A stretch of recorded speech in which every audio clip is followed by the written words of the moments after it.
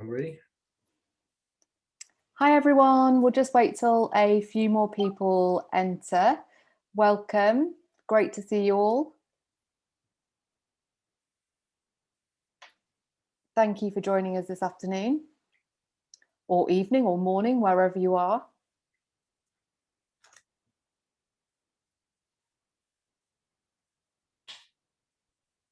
Good stuff. Well, I am delighted to be joined by Ian Shapiro from our show sponsor Spink here.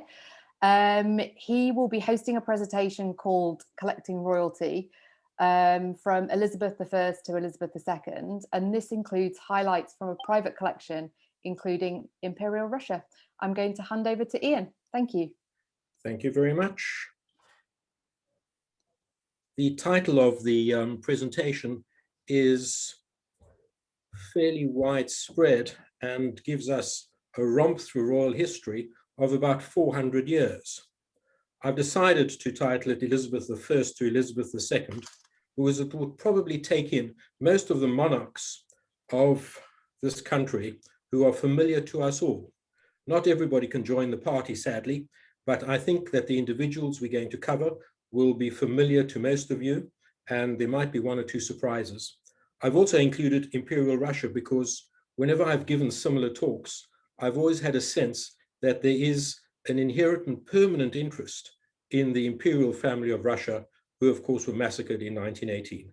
But we will leave that towards the end, and let us begin in 1570 with Queen Elizabeth I, whose portrait is so well known to us in its various guises and forms. Elizabeth I had the most exceptional signature, and we now begin with a letter bearing her signature from 1570. What I'm going to try and show you is the distinction between manuscripts, documents, and postal history. And there will be an emphasis on the postal history aspect, because after all, this is what Stampex is about. What you see on the screen is a formal document, and the monarch, when it comes to signing formal documents, does not sign as we would a letter towards the end of the document, but signs at the top. And at the top of this 1570 letter, which has an address panel on the reverse, and there's a copy of the address panel to the lower left, the Queen authorizes troops to be raised in the north of England against an insurrection. The signature at the top says Elizabeth R, probably one of the most flamboyant signatures of any monarch of this country. To the right, all written in Old English, it says by the Queen. What is so very unusual about this document is that the signature was applied with a wooden hand stamp, a very unusual way of signing almost form letters. The wooden hand stamp was under the strict control of a courtier, because as you can imagine, if the Queen's signature or sign manual was applied to a letter, let's say authorizing the execution of somebody, you could have absolute havoc throughout the kingdom. And this is the only known time that the Queen had a wooden hand stamp of this kind. And this appears to be the only known example of it, aside from the copy recorded in the Public Records Office at Kew, which authorized the manufacture of this stamp. Just as an aside, Henry VIII also had a wooden hand stamp made of his signature. What's on your phone? And his will was signed with the wooden hand stamp. And that has caused quite a lot of speculation over the years as to when exactly the hand stamp was applied to the will of Henry VIII. But this is a rather lovely item, carried by messenger to the north of England, bearing the wafer seal of Elizabeth I at the foot of the letter. A remarkable item, and I think a rather nice way to set the tone for what I'm going to show you for the rest of the half hour. We then jump quite a while to George III, who reigned from 1760 to 1820, a reign that covered huge international developments, from the American Revolution and all sorts of domestic problems. But how did monarchs present themselves? if you look at this fantastically, beautifully engraved invitation to his coronation in 1761, this is how the young George III wished to be depicted, alongside Queen Charlotte, whom he had married only just before the coronation, in all the splendor and the grandeur of Westminster Abbey. A particularly unusual ticket, let's say, because of its size. And because of that size, very few have survived in reasonably good condition. But what you're going to see is how the royal family, and particularly the kings or queens, present themselves in a pictorial way. So September the 22nd, 1761, coronation of George III in Westminster Abbey. The king's signature changed considerably over the period of his lifetime. As he became more and more ill, we come to a period which was known as the mad signature, where the king really couldn't write very legibly. The item now showing on the screen is a commission appointing an ensign to the British Army. The signature to the top left, George R., was signed 2 days after he ascended the throne. And how marvelous was the organization that a pre-printed document was already there within a day of him ascending the throne. And it is signed by him authorizing the appointment of an ensign to the British Army. These commission documents are a wonderful way of collecting royal autographs because they are reasonably plentiful. They survive in nice condition because they're printed on vellum and generally are signed by the monarch to the top left of the document. And if you see a collection of these, well, they tell a very interesting story. But a very hesitant George III signing to the top left 2 days after ascending the throne. George III died in 1820 after a long illness, and we suspect it was porphyria. And during the latter part of his life, there was a regency in the country because the king was unable to fulfill his constitutional duties. He was succeeded by his son, the Prince of Wales, who had become Prince Regent and ascended the throne in 1820 as King George IV. George IV had a very turbulent life, and in 1795 he married Queen, eventually Queen Caroline. It was a very unhappy marriage. They produced a daughter, and after the child was born, George IV, as Prince of Wales, did not live with his wife. It was probably one of the most unhappiest of royal marriages. When he ascended the throne in 1820, the preparations began for his very elaborate coronation. He was so estranged from Caroline that she wasn't invited to the coronation, and she appeared at Westminster Abbey to try and enter the Abbey to be crowned as his queen during the ceremony. The doors of Westminster Abbey were closed in her face, and she was turned away from the Abbey. The reason for this is not only were they estranged, but Queen Caroline had become involved in a huge scandal of international magnitude, and he felt that she wasn't fit to be crowned queen. Whether it was circumstances or his good fortune, within a month of George IV being crowned, Queen Caroline died. And this letter, signed by the king within a day of her dying, is a formal notification on mourning notepaper sent to the King of the Two Sicilies, announcing the death of the Queen. Even though she wasn't crowned, legally, she did become Queen of England. And it's a fascinating story, and somebody has suggested that this is probably one of the happiest announcements by a monarch of the death of his consort, due to the circumstances that surrounded it. And the letter, which is a formal royal letter, sent between monarch to monarch, was hand-carried. And the reverse of this shows the address panel sealed with black wax and the original silk ties that had kept the letter sealed. Part of a much larger royal correspondence and archive that has come onto the market over the years, and they provided a very interesting insight into how monarchs would communicate with their fellow rulers. And an amazing survivor, really, but dealing with a very dramatic and hysterical development in the history of this country. George IV died in 1830, and he was succeeded by King William IV. He and Queen Adelaide were childless, and the next legitimate heir to the throne was the young Princess Victoria. A long reign, as you all know, and there are many letters that have survived written by Queen Victoria. But to try and find something written by her as a little girl is probably one of the greatest challenges that any collector could ever face. This extremely beautiful item is dated from Tunbridge Wells in 1827, when she was 8 years old. You'll see the copperplate handwriting, where she's been taught to write so very beautifully. And what makes this even more exciting for collectors, such as all of us, is that the little envelope survives. And the envelope is addressed by the 8-year-old Princess Victoria to Her Royal Highness the Princess Sophia, Kensington Palace.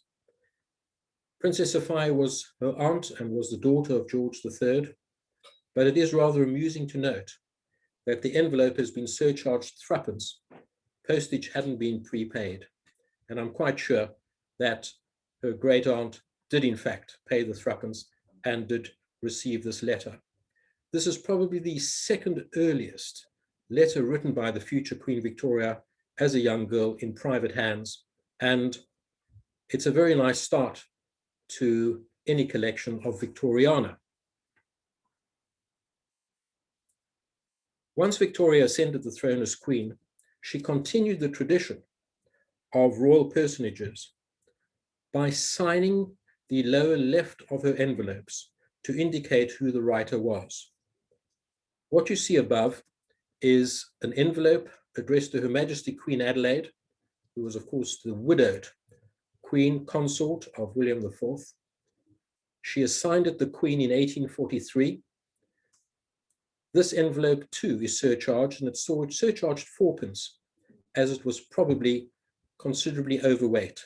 Postage wasn't prepaid, and there's no doubt that Queen Adelaide had to pay fourpenny to receive the letter from the Queen.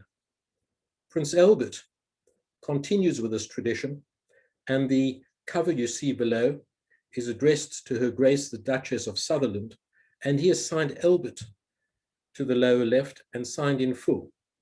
In latter years, the Queen abbreviated her signature to just the Q, and Albert abbreviated his signature to merely A.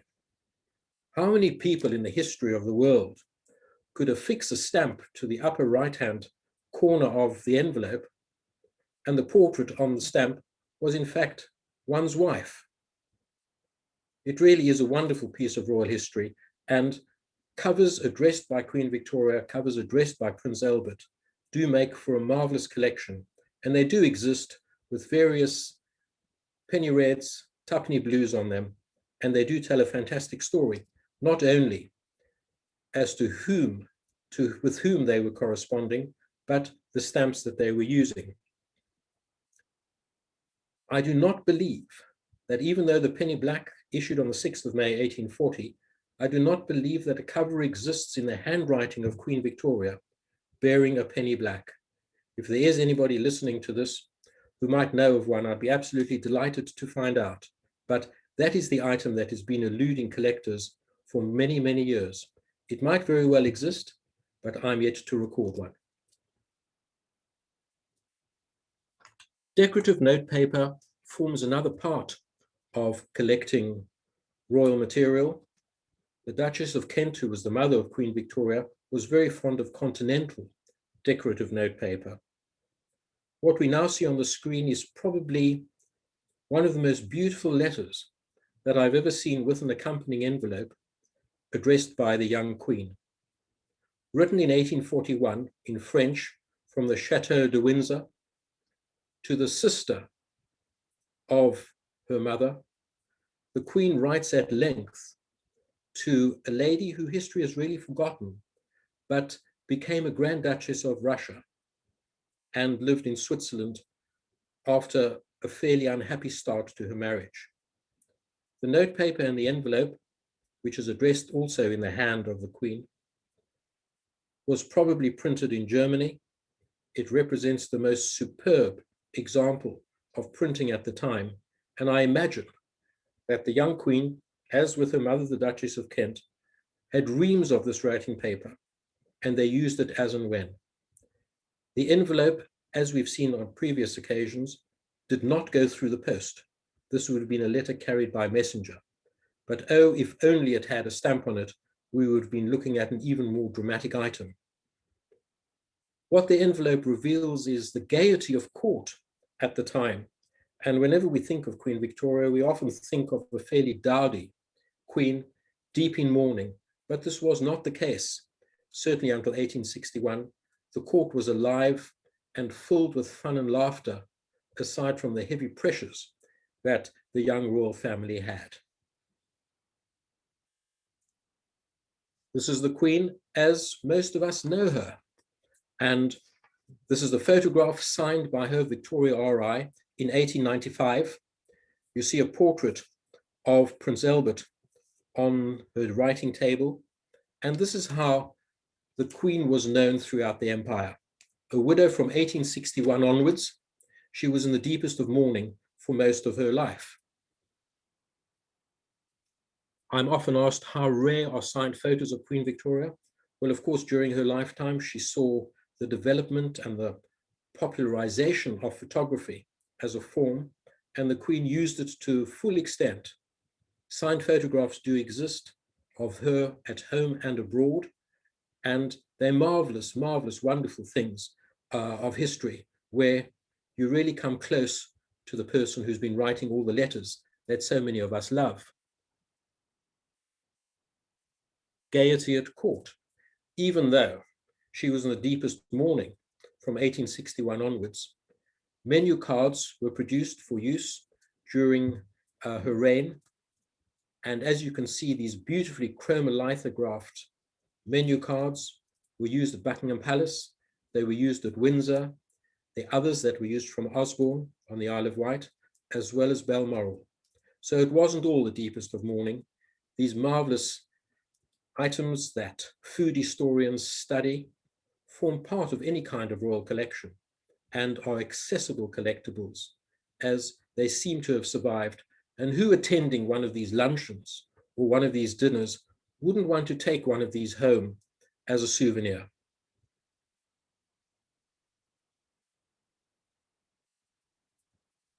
What we see here is typical of Queen Victoria's writing paper and her stationery from 1861 onwards. As I said, she felt that she was in the deepest mourning after the death of Prince Albert. So from 1861 to her death in 1901, you will not find a letter written by her on anything other than black edged notepaper. She had this notepaper printed for each of the royal residences in which she lived, as well as when she went abroad and stayed in one or two hotels on the French Riviera. Notepaper was printed and went along with her. Compare this handwriting, really, to the letter that we saw from 1827. She wrote extensively to her growing family and their descendants, and her handwriting became more and more illegible as the years went by. One needs to see a considerable quantity of these letters to be able to decipher the abbreviations that she included in her letters and the nuances that one often sees. The letters were signed VRI. The I was Imperatrix of India, and that she signed after she became Empress of India in 1876-77. This letter is signed yours affectionately, VRI. It's a personal letter to Lady Cowell, the widow of the master of the household, who had died very suddenly a day or two before the letter was written. Let's look at the postal history here for a moment. From 1840, the Queen undertook to have all her letters franked, as would anybody else in the kingdom. So it does stand to reason that you could find an envelope with a penny black on it. This morning cover was deemed to be so important by the Queen that it was sent registered. And you see that's endorsed in the top left in blue, registered at Balmoral, it was sent from Balmoral Castle. The threepenny stamp is cancelled on the Caledonian Travelling Post Office, and the registration label is affixed to the front of the envelope. You might recall that earlier we saw an envelope signed the Queen. Well, by that time, 60 years later, the Queen was writing a lot, and the squiggle in the lower left is merely the Q. But if one didn't know that, it would be very difficult to decipher. As far as I know, this is one of the very few registered letters sent by the Queen at this stage. But how unusual when one thinks of the great age of Queen Victoria at this time, and then you look at the 1887 Jubilee stamp in the top right, where the portrait of the Queen is still as she was in 1840. This does tell a wonderful story. Postmarks used within the royal household, well, that is the subject of a marvelous book written by Glenn Morgan called Royal Household Mail, and such was the volume of post from all of the royal residences that postmarks had to be introduced from a certain stage. There were telegraphic date stamps used from Sandringham, Buckingham Palace, Balmoral and Osborne, but these telegraphic date stamps were never meant to cancel stamps in the way that we would understand it. What you see here are two rather good impressions of the Osborne Isle of Wight date stamp that was introduced in 1897 to frank mail, and obviously only from Osborne House, where the Queen did spend a lot of her time. This postmark was withdrawn from use in 1901 after the Queen had died. So we're looking at a date stamp of 4-year period usage, generally on letters sent by members of the royal family, and the top cover with a pair of penny lilacs, cancelled twice and addressed to Canada, is slightly more unusual than having a cover addressed within the United Kingdom. The lower cover is an ingoing cover to Osborne House, to a member of the family, and it is used as an arrival date stamp. One couldn't wish for a more perfect example of the date stamp than the one you see to the lower of the page. 1901 saw a great change in the country and in the empire. The Queen died at a grand old age, and Albert Edward, Prince of Wales, ascended the throne as King Edward VII. Things changed quite dramatically within the household. There wasn't a need all the time to affix stamps to the envelopes, but a system of official paid mail was introduced. Also, somebody within the household came up with the idea of manufacturing a little round rubber stamp with the cipher or the initials of the king. And on this marvelous item, you see the cipher of Edward VII to the lower left. The cover and the letter are in his handwriting.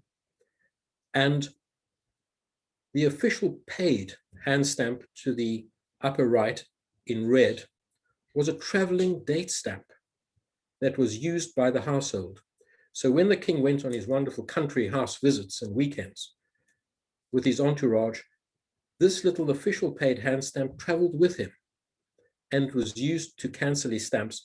And when this letter would have arrived at the local post office, the postmaster would have been well aware that this was royal mail, official paid, with a crown at the lower part of the date stamp, and it was not subject to any postage due. Like his mother, Queen Victoria, King Edward VII had a particularly difficult handwriting. And somebody at the Royal Archives told me some years ago that the best way to decipher the king's hand was in fact to hold the letter at an angle, and you might then be able to decipher precisely what he was writing, and it is a good trick and it does work.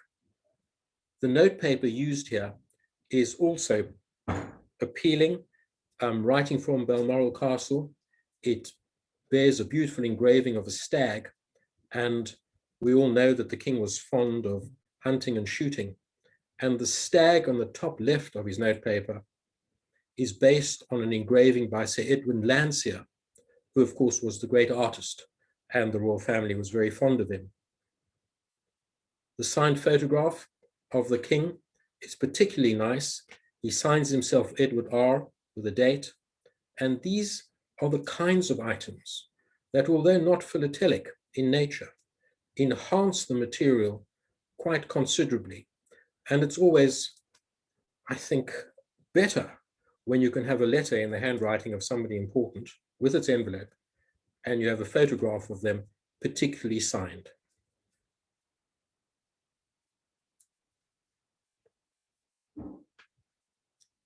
The king only reigned for 9 years, and in 1910, George, Prince of Wales, ascended the throne as King George V.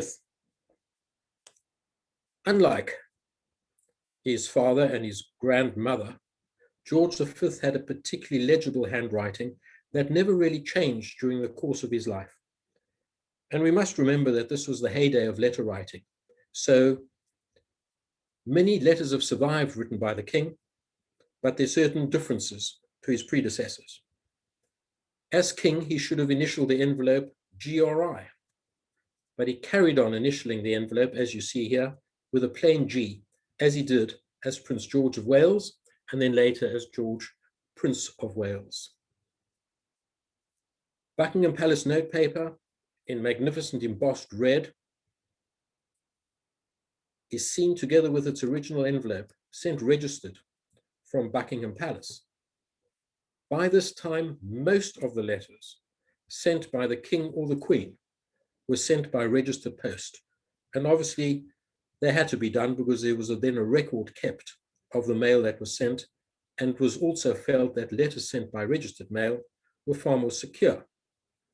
What's interesting about this cover is that Buckingham Palace did not have its own registration label. What it in fact had was a London Southwest 32, and that is still the registration used by Buckingham Palace. No labels have been seen that are specific to the palace, but it was office number 32. Writing to Paris, this could not have gone official paid. Stamps had to be affixed on royal mail going abroad.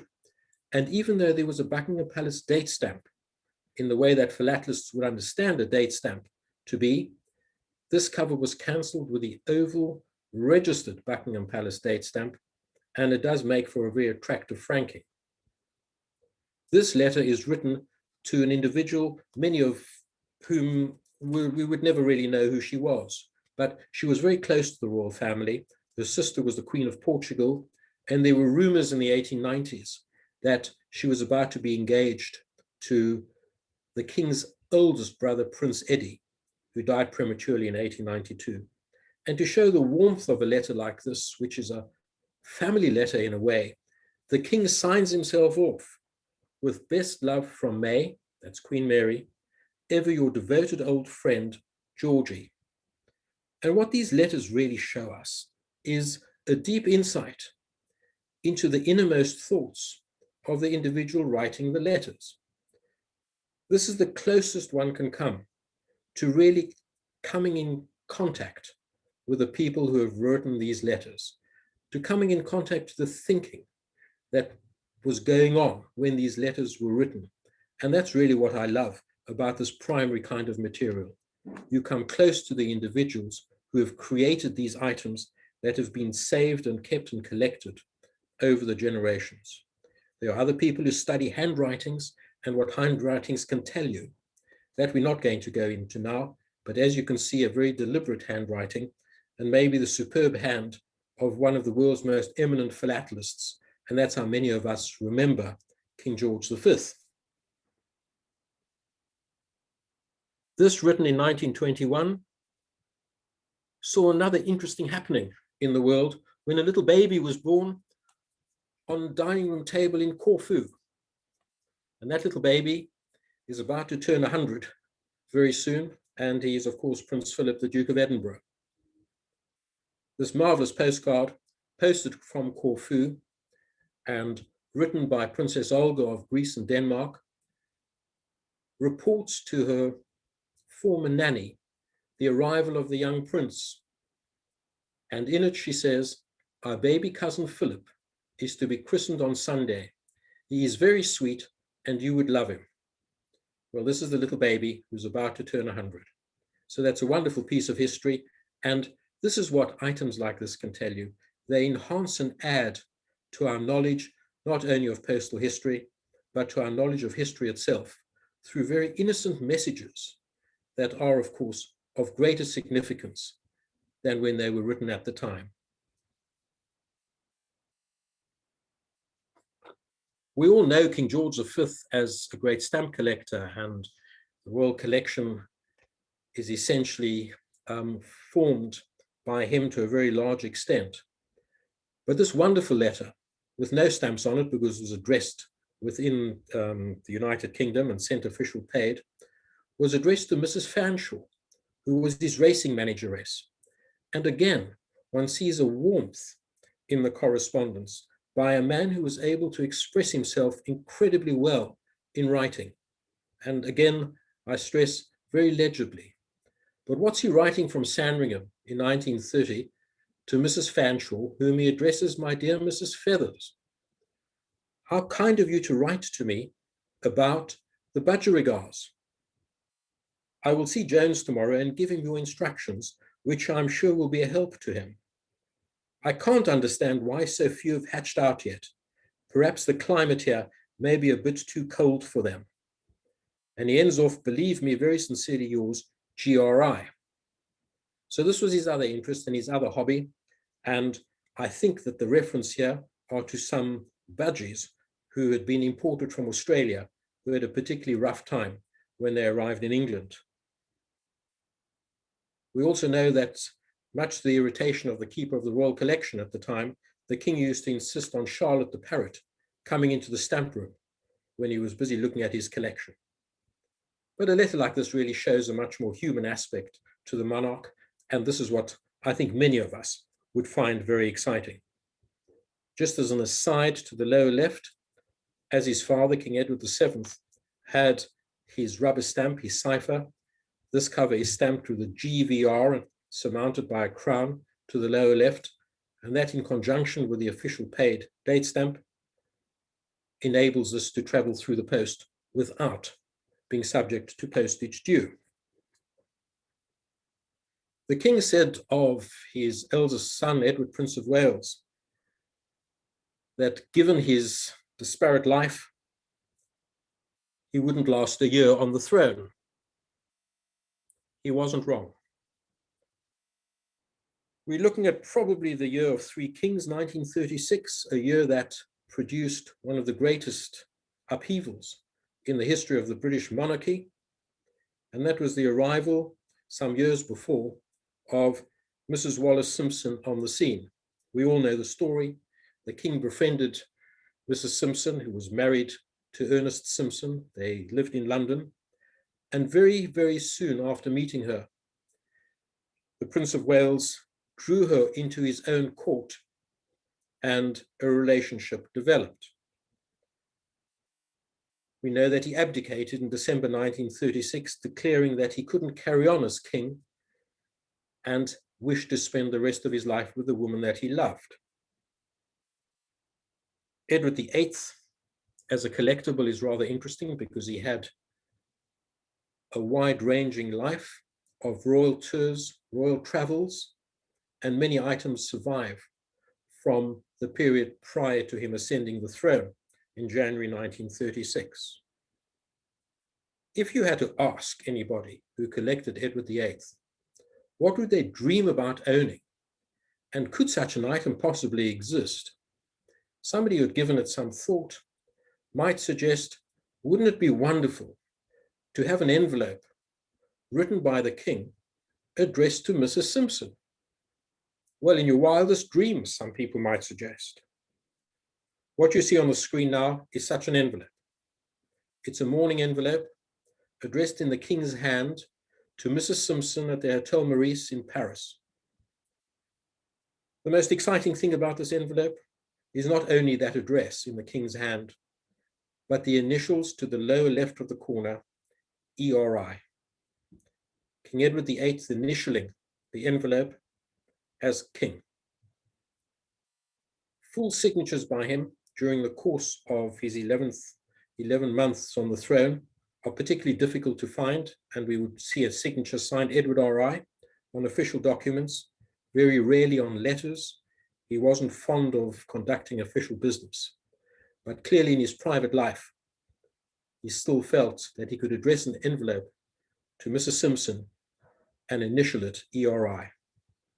The back flap of the envelope has his cipher designed by the Duke of Kent. It's the square cipher, ERI 8. And again, to find any notepaper or stationery with that cipher is particularly difficult. What you see too is a photograph of Mrs. Simpson, and that is in fact an original passport photograph of her.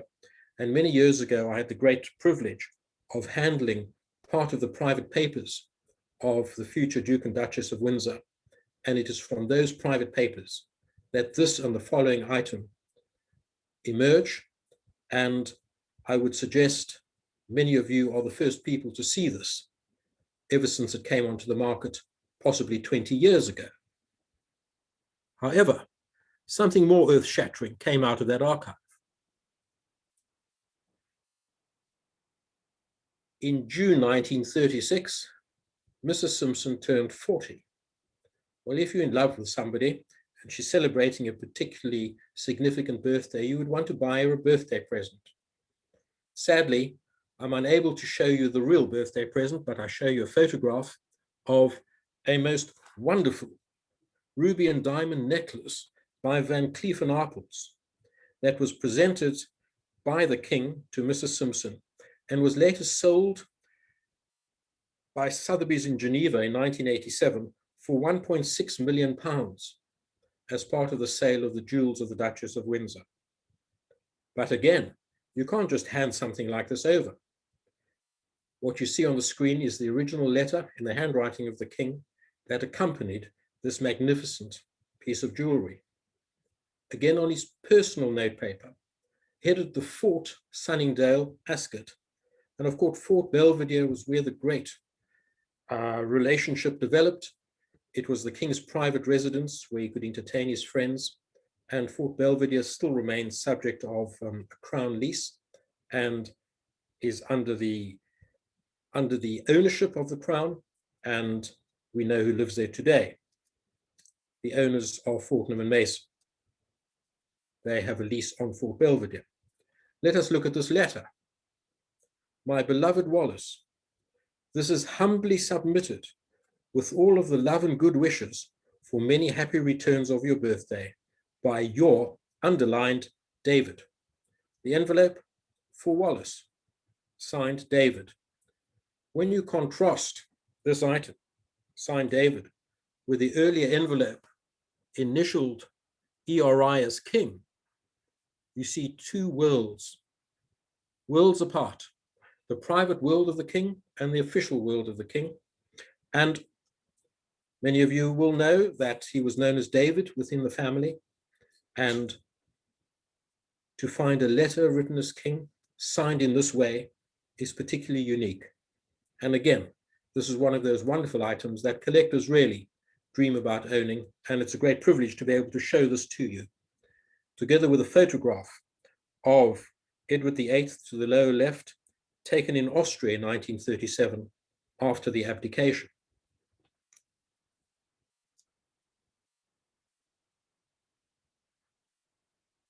This is a most remarkable item to have survived, because can you imagine if anybody sent something offensive to the palace today, it would be destroyed, it would be shredded. There would be no reason why anybody would want to keep anything that was abusive addressed to the monarch. Here we see an American postal stationery 1-cent postcard addressed King Edward, London, England, sent from New York in October 1936. At this time, the king's affair with Mrs. Simpson was widely known about in the United States. It was very much hushed up in England. This postcard bears a newspaper cutting of Mrs. Simpson on the reverse. And the anonymous correspondent has written on the reverse, "To give her all, and poor people starving, shame on you." And across the image of Mrs. Simpson is written the word skunk. Well, this thing says it all in many ways, and it does reflect the feeling that was so heartfelt by many people that the king was misbehaving. An incredible item of social history, really, and somebody at the post office at Buckingham Palace or within the household at the time felt that they should retain this item for posterity. Well, eventually these things do find their way into collections, and what an indictment this really is of King Edward VIII in the eyes of his correspondent. There can be absolutely no question that the king was not aware of this. After the abdication, we see a change, and King George VI ascends the throne, and like his brother and like his father, he had a very easy to read, very legible handwriting. And you will see this in this letter where he writes from the Royal Lodge at Windsor, in Windsor Great Park, to chaplain of the chaplaincy in Windsor, sending an Easter greeting. The envelope is signed, initialed to the lower left, GRI, just as his father would have done, George Rex Imperator. George VI was unfortunate in that he had to amend his initials during the course of his reign. Once India became independent in 1948, the I was dropped, and you'll find envelopes initialed by the king, GR, and the signature GRI then became George R. The king, as we know, couldn't do without Queen Elizabeth, and she again had a beautiful handwriting, and throughout her lifetime seemed to have adopted the habit of keeping a margin to the left of her writing paper. Maybe to make the letters appear longer, I don't know. But Queen Elizabeth, later Queen Elizabeth, the Queen Mother, did have a terrific handwriting, beautifully legible. And this is an unusual item in that it's a family letter written to Her Royal Highness Princess Alice, Countess of Athlone. She should have signed the letter had it been going to somebody else, Elizabeth R., but she doesn't. She signs it Elizabeth. The envelope initialed to the left is initialed ER. It's sent express from Buckingham Palace, official paid, no requirement for stamps to be put on, and bears the cipher to the lower left of King George VI. Again, beautiful writing paper, embossed Buckingham Palace.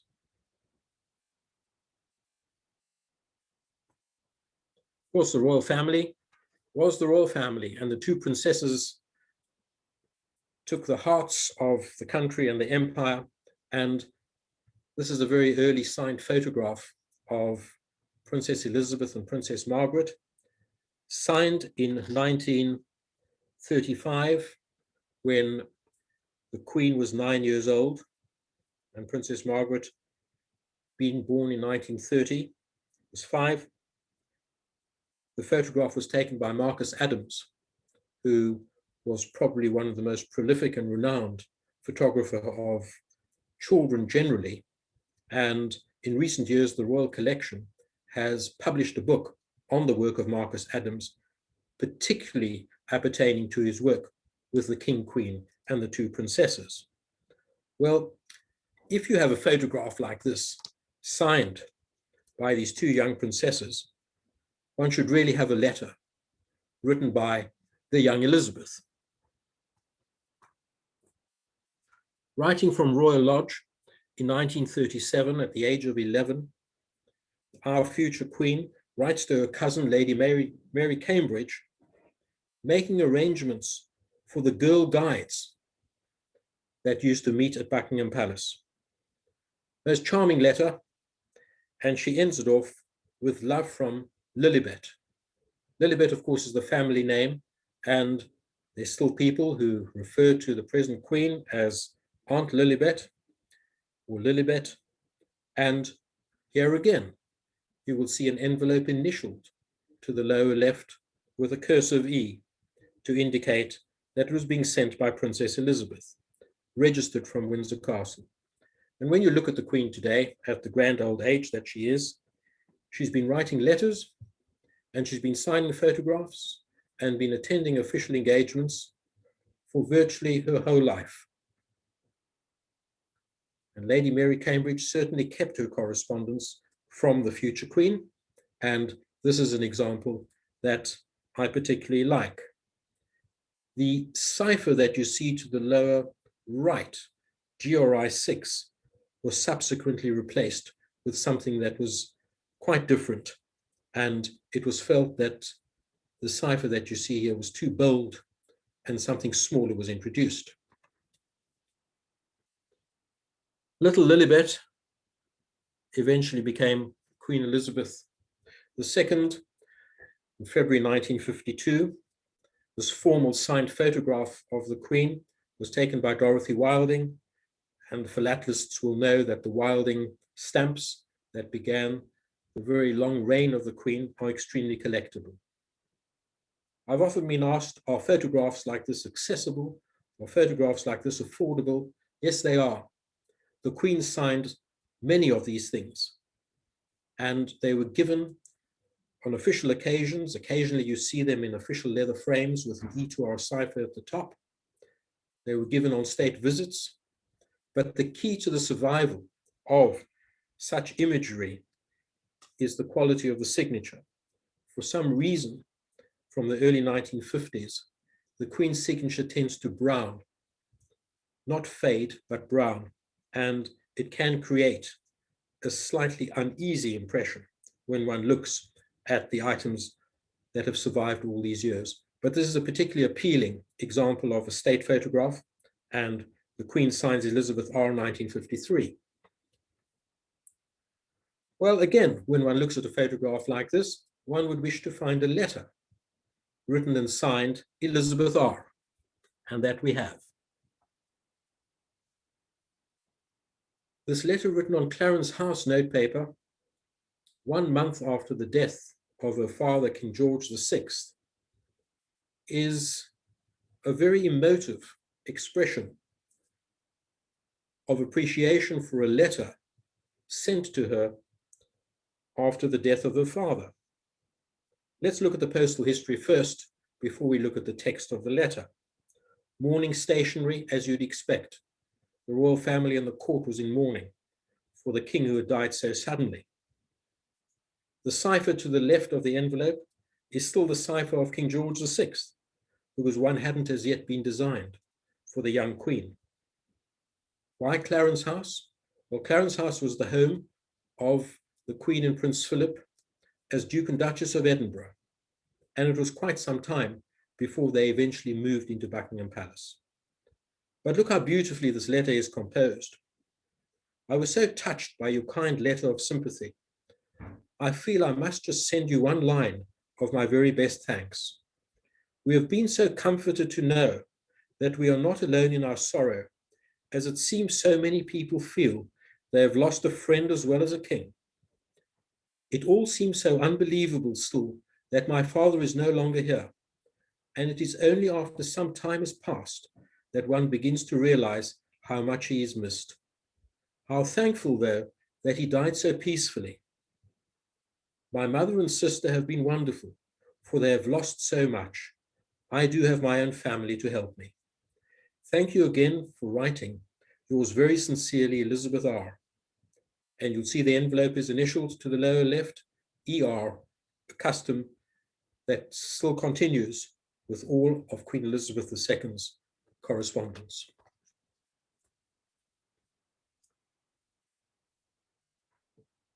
The Queen was obliged to move into Buckingham Palace, and the Queen Mother, as Queen Elizabeth became, was somewhat reluctant to move out of Buckingham Palace too quickly. So we have the situation in May 1952, 3-4 months after the death of the king, that the Queen, Prince Philip, and their children, together with Queen Elizabeth, the Queen Mother, and Princess Margaret, were all in Buckingham Palace, while Clarence House was made ready for the Queen Mother and Princess Margaret to move into at some future date. What we see here is a letter written by Princess Margaret in May 1952. You might recall that we saw covers addressed by members of the royal family abroad that required postage stamps. This is one of those. It's addressed to Miss Sharman Douglas, Park Avenue, New York City, United States of America. Sharman Douglas was the daughter of a former American ambassador to the court of St. James. Both princesses, particularly Princess Margaret, established a very close friendship with Sharman Douglas, and part of the royal correspondence has appeared on the market in recent years. Why I've chosen to show you this letter is to let you into something that also isn't very well known. There was pandemonium in the court post office at Buckingham Palace as letters were sent addressed to the Queen and to the Queen Mother. But what exactly was the problem? And this was the problem. Princess Margaret writes to her friend Sharman Douglas, "Oh, just one tiny thing, lovey. Please don't get Mama and Lilibet mixed up in addressing them. Lilibet is purely and simply the Queen, and Mama is Queen Elizabeth, the Queen Mother. I only tell you this in case you want to write to either of them. And as we are all underlined here on force, the letters do get dreadfully mixed up if people don't put Queen Mother after Queen Elizabeth. Does this make any sense at all?" And now comes probably one of the most radioactive sentences I've ever seen in a royal letter. Mama is cursing the day that they named Lilibet Elizabeth. Well, when little Lilibet was born, she wasn't destined to be queen in 1926. But what a wonderful piece of history that combines postal history, royal history, social history, and every other kind of history that one could imagine. A most historic and really a delightful item. I could go on through showing you other items to do with members of the royal family, but one who made an impression during her lifetime as Princess of Wales was Diana, Princess of Wales. She had a beautiful, elegant, and graceful handwriting. Her letters, again, very easy to read. The envelopes were initialed D to the lower left. This one addressed to Mark Simpson at Gatcombe Park in Gloucestershire, the home of Princess Anne, is particularly touching. Written in 1982, it reads, "Dear Mark, you are so terribly kind to have given us both such lovely presents.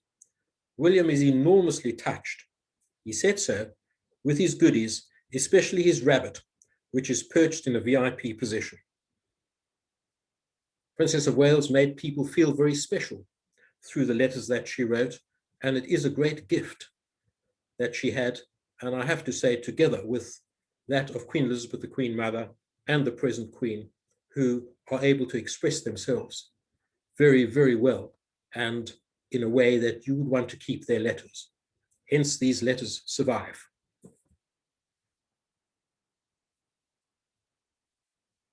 We can go on to collecting royal Christmas cards, if one so wishes, and it is possible to own a Christmas card signed by the Queen and Prince Philip from the very first sent by the Queen, Christmas 1952, all the way to present day. What you see here is a Christmas card of 1957. It is hand-signed Philip and hand-signed Elizabeth R, dated in the hand of the Queen. I'm going to let you into a little secret. Until 1961, all Christmas cards sent out by the Queen and the Duke of Edinburgh were hand-signed. After that, a machine called an auto pen was applied. And of course, those of you who don't know what this machine is, it's a machine that's able to reproduce in ink a copy of anybody's signature. And because it's signed in ink, most people might think, well, this is a handwritten signature. Well, it's not. So most Christmas cards from 1961 onwards to today, signed by Philip and Elizabeth R, are signed by machine. But they still have a value and they still have an interest because you can't get them in any other way. So anybody interested in collecting these things should be aware that an auto pen is used within the royal household. An auto pen was used by Charles and Diana. It is used by Charles and Camilla, Charles, Prince of Wales. And the way to distinguish between one that is hand-signed and one that is signed by an auto pen is if there's a salutation on the Christmas card, and it's generally to you both, one can assume that those are handwritten signatures. But Christmas cards that are anonymous, one can assume are signed by auto pen. I've decided to tag on at the end of this talk a few items of Imperial Russian history. And it's an era that interests me enormously, as it was my great privilege over some years to handle the private papers of both sisters of Nicholas II, Grand Duchess Xenia and Grand Duchess Olga, who survived the revolution, Grand Duchess Xenia dying in Hampton Court in 1960, and Grand Duchess Olga in Canada in 1960. The relationship between the royal family of this country and Russia was cemented when Queen Victoria's granddaughter, Princess Alix of Hesse, married the future Nicholas II. They came on an official visit to Balmoral Castle in 1896, and the photograph you see to the left shows the aged Queen with the Prince of Wales, together with the Tsar and Tsarina and their firstborn Grand Duchess Olga, a very famous meeting. The cover that you see is a most remarkable item, not only from a philatelic point of view, as the lovely three-color franking, but it is addressed to Her Majesty the Queen, Windsor Castle from Russia, initialed by the Tsarina to the lower left, Alexandra Fyodorovna. And on receipt of this letter at Windsor Castle, Queen Victoria has written on the reverse, the Empress of Russia. The back flap has the official seal of the Empress, and the Cyrillic translates to Tsarskoye Selo, which was one of the imperial residences. One could give a lecture and in fact write a book that has in fact recently appeared on the relationship between the Queen and her granddaughter, Tsarina Alexandra. The Queen wasn't in favor of any of her grandchildren marrying into the imperial Russian family. She distrusted them, but I think was very fond of Nicholas II, and she felt a huge amount of empathy and sympathy with her two granddaughters who married into the Russian imperial family. But as a survivor, this cover is very special. You might ask where the letter is. The letter is probably in the Royal Archives. And it's generally not the tendency of archives to retain envelopes because they take up space, and over many years, they felt that they don't have a significance from an archival point of view. But what a significance items like this have to collectors such as us. We now jump from 1895 to just before the revolution, and signature of Grand Duchess Anastasia, youngest daughter of the Tsar and Tsarina, who was one of those who was sadly murdered in 1918. It's the reverse of a postcard written in English, and she's sending Easter New Year greetings to a member of the royal household in England. Particularly interesting postcard, which is filled with tragedy. The postcard is addressed in the handwriting of Grand Duchess Olga, whom you saw as a baby a few slides before. This card is written from imprisonment where the imperial family were in Tobolsk. It's written to a member of the Tolstoy family who was sending comforts to the imperial family. And the curious thing about this is that the photograph on the reverse of the postcard shows the governor's house in which they were kept prisoner. So a rather sad ending to the House of Romanov. To end on a lighter note, delighted to show you a most wonderful cover addressed to Victoria, Queen of Great Britain, with the most astonishing franking from the United States of George Washington, posted in 1860. The contents of this really magnificent cover that Spink sold recently have not survived, but it was written at the time when Edward, Prince of Wales, was on an official visit to Canada, and he did in fact visit the White House to visit the President of the United States. So this in essence shows you what's available, the range of items that one can see, and you can see that items such as all of this gives collectors such as me and many people I know a huge amount of pleasure. So I do hope you've enjoyed what you've seen, and I do believe this talk is being recorded, so you might very well be able to look at it again if there was something that you wanted to see yet again. So thank you for your time and thank you for your patience. Thank you so much, Ian. Absolutely wonderful. We have actually got quite a few Q&As here, questions that are being put in. If you've got time to answer some? Yes, I do. Perfect. So we've got some in the chat box and we've got some in the Q&A. So we'll start with the Q&A. Neil Granger asks, if the royal household postmarks were telegraphic, were many telegrams sent from the royal households? Yes, from about 1877, telegraph offices were opened in Sandringham and in the other royal residences because telegrams became so widely used. And I think the postmarks reflect the usage of the telegram as a form of communication and speedy communication, and they're very much of their time. Thank you. Derwin Mack has a statement, actually. I don't know if it's, he says, interesting that Queen Victoria cover sent to Canada is addressed to the wife of the Governor General of Canada. I think it's more. Yes, it was addressed to, yes, the wife of, yes, Lady Minto. Yeah, absolutely. Yep.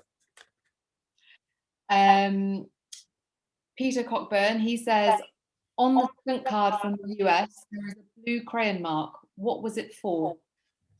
I would imagine it was a directional marking within the palace to indicate where it should go. It's not a postal marking as far as I know. And we've got someone asking here, how many incoming letters to Queen Mary and Princess Helena Victoria are thought to survive?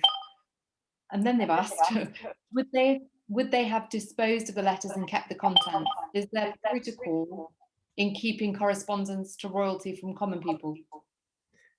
I'm not quite sure to what extent general correspondence is kept, but I would suggest that letters from royal personages or government officials or people who are well known have a greater chance of surviving in the royal archives than maybe me writing in, and there'd be no reason for them to keep that.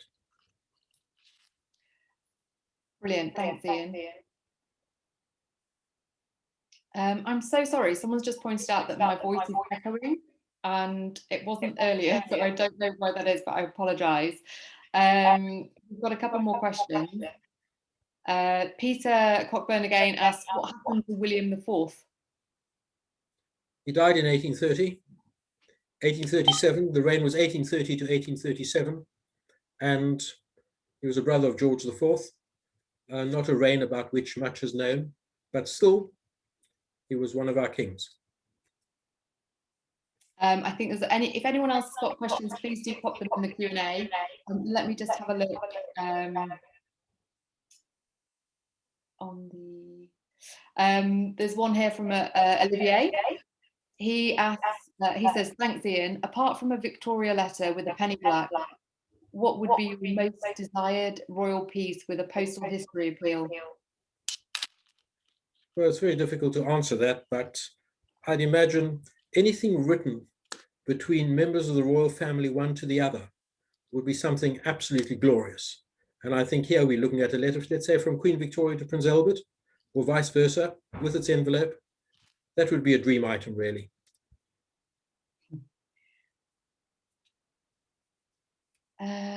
Sorry, I'm just going through the chat box to make sure. I think we've answered everything. Oh no, I've seen one more in. Is there any interest in Harry and Meghan correspondence out there? From Edward Smith. He's also told me about the echo. I'm so sorry. Well, I think you raise an interesting point, really, because the way of communicating these days is so very different to the material that you've seen on the screen today. I think with emails and other ways of being in touch, it will be much rarer to find handwritten letters by the younger generation than it would be from the generation of the Queen, or even in fact Prince Charles is a prolific correspondent. So they would be rare things, I would imagine. The same as from the Duke and Duchess of Cambridge. Very little handwritten material has been seen. Brilliant. Well, thank you so much for your time. We'll wrap up there. That's excellent. And as Ian said before, this will be downloaded and put into the Spink Auditorium so you can watch us at a later date. Thank you so much, Ian, for your time. Thank you very much. Thanks. Bye.